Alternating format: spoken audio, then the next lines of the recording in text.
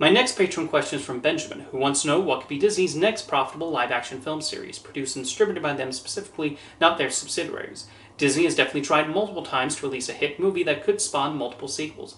A few times they'll get something like Pirates of the Caribbean, but then they've also released something like Artemis Fowl, which landed with a thud with audiences.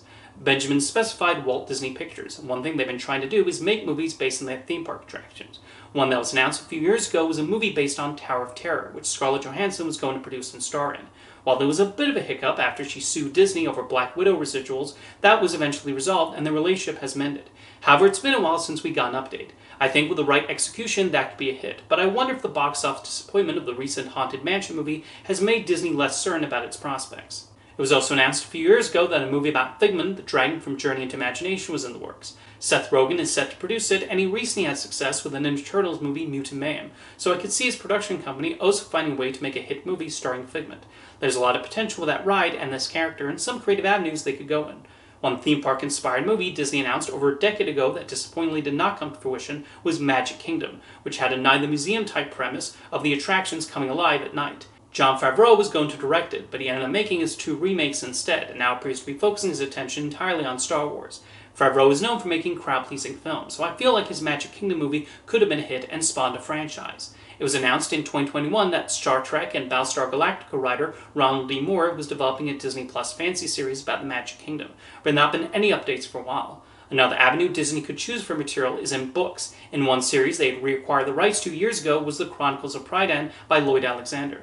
Of course, those books previously served as the basis for The Black Cauldron, which Disney tends to view as the black sheep of the animated features. Why would the studio even think of revisiting that material? Well, that movie had apparently changed a lot from the books, and this could serve as an opportunity to make a more faithful film adaptation.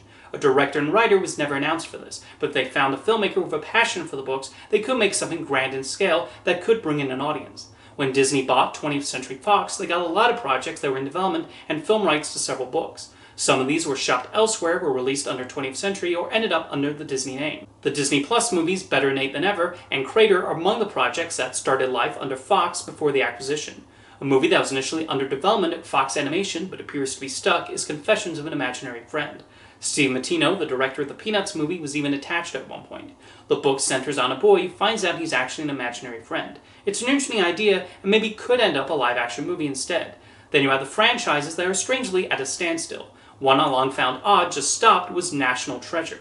Those were very successful movies, with the sequel pulling in even bigger numbers than the first one. You would think Disney would have tried to get a third film off the ground immediately, but the movies just sort of stopped there for some reason.